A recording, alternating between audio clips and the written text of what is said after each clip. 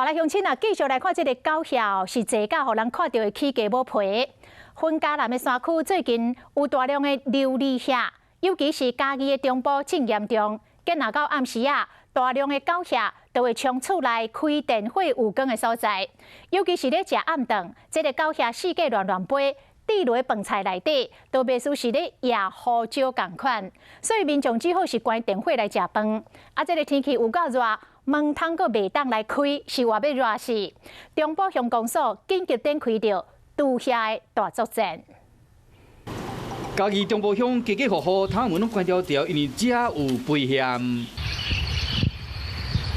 有民众翕到室外壁、涂骹拢总是肥蟹，到尾仔开电火时搁较济。看到这个画面，真正好人会去加要赔，就惊讲伊飞入去厝内，所以讲食饭嘛唔敢开电火。你食饭的时，爱就开始黑白飞去饭内底，哪像咧搅胡椒粉共款吼，造成真大困扰。俗称肥蟹、琉璃蟹虽然对农作物无直接危害，也过会使个遭受量过较济，先赶就赶袂走。烘的所在伊就开始会软，所以暗时的时就拢爱迄个规个电火开了，一定爱甲窗帘规个全部拢有。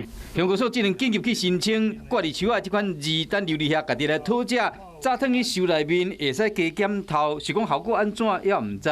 在地人敢若希望讲会使赶紧解决这个问题。